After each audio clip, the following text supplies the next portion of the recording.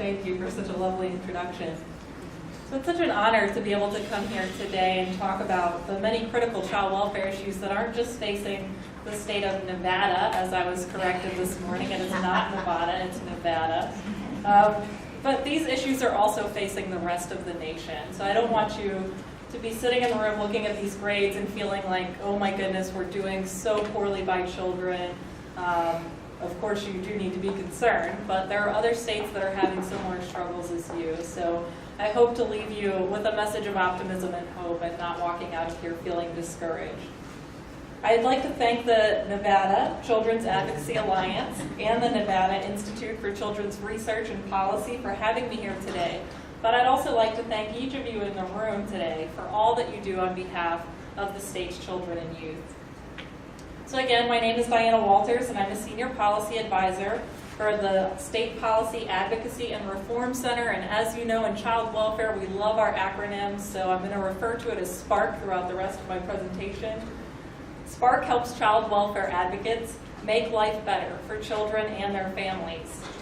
SPARC brings national expertise when states need it, helps advocates connect and share best practices, and we raise the voices of advocates like the ones here today, who know what policy reforms work best for kids and their families.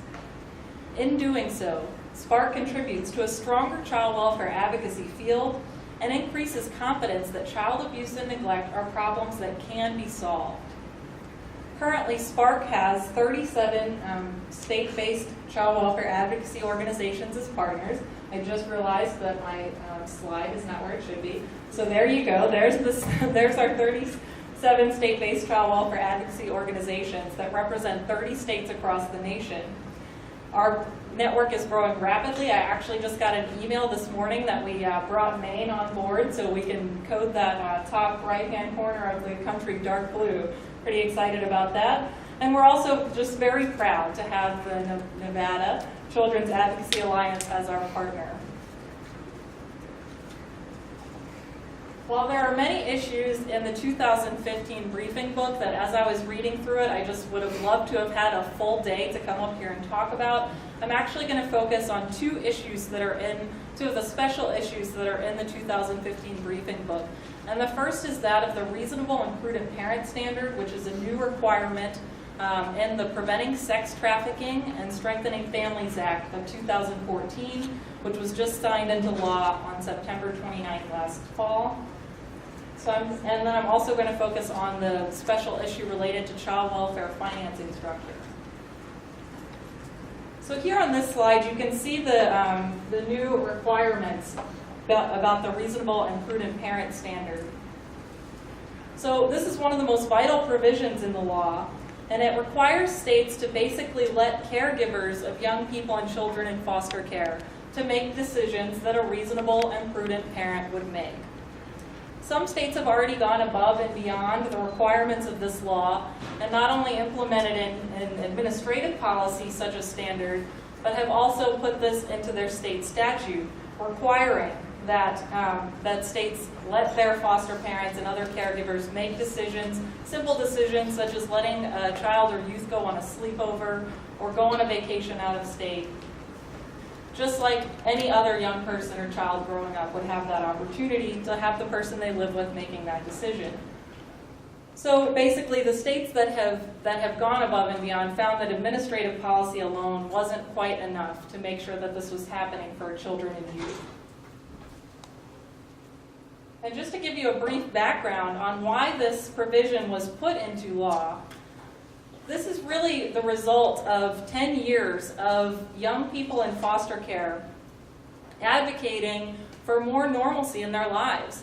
These young people said, we look at our peers and we see them doing things that we're not able to do because our caregiver has to call our caseworker, and our caseworker is overburdened and doesn't have time to return the phone calls. So we don't get to have these normal growing up experiences that are so critical during adolescence. And while we heard from the First Lady that a lot of brain development does happen in early childhood, the brain is still forming new neural connections throughout the rest of your life. But there's two critical windows of developmental opportunity to shape the brain, and that's early childhood and adolescence and young adulthood. So not only were young people across the country saying, we need more normal experiences growing up. Research from neuroscience was also echoing their voices. These slides are, I'm going to go through them really quickly, but they will be available online. And basically what I'm going to do is just give you kind of an overview of the crises that our country is in right now in terms of child welfare financing. So as you can see on this slide, there are multiple federal funding sources that assist states in responding to child abuse and neglect, with Title IV providing the majority of child welfare funding.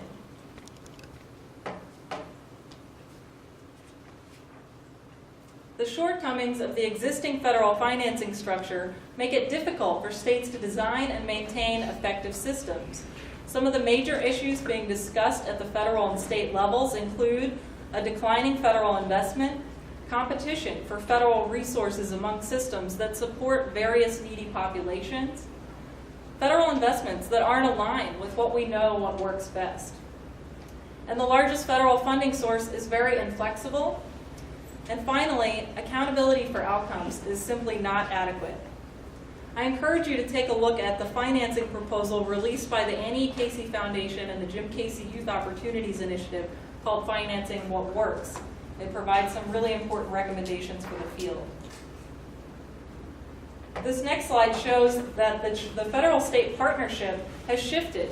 It's placing greater pressure on state budgets, with 54% of total spending coming from state and local governments.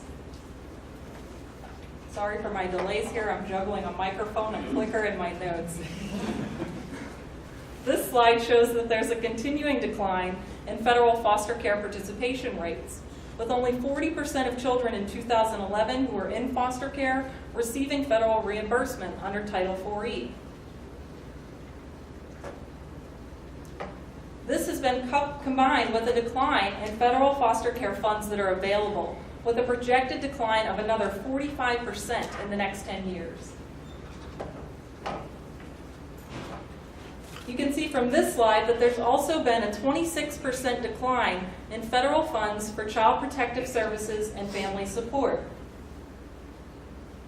And there's also been a decline in flexible federal funds for child and family services, including prevention services. In terms of final appropriations for federal fiscal year 2015, for children's programs, the news is not good. Nearly all child welfare programs were level funded in the final agreement, including the Child Abuse Prevention and Treatment Act, which provides funding for child abuse prevention programs and has been historically underfunded. The program is luckily slated to be reauthorized this year, and we do hope that some things will change. The $1.1 trillion spending package, which funds the government through September of 2015, does not adequately support children. While children represent 1/4 of the population, the share of federal funding directed toward children has declined and today amounts to less than 8% of the federal budget. We know times are tough, but it's during tough times that we must protect our children. And finally, you'll see the information up here on the slide if you want to look for more resources from SPARC about what's happening at the federal level and what we're doing in the states to try to build up the child welfare advocacy field and make children's lives better. But I want to close by saying that family values means protecting and nurturing our children. When it comes to child abuse and neglect, that means we've got to strengthen families so we can prevent child abuse and neglect whenever possible. And when child abuse or neglect happens, we must take swift but thoughtful action that gives kids the best chance possible to grow up in safe, stable, loving, and supportive permanent homes and build successful, interdependent adult lives. I know that if each of us maintain our commitments, we can build a state and a nation that reflects our values, where all kids are safe and have a chance to reach their fullest potential. Thank you.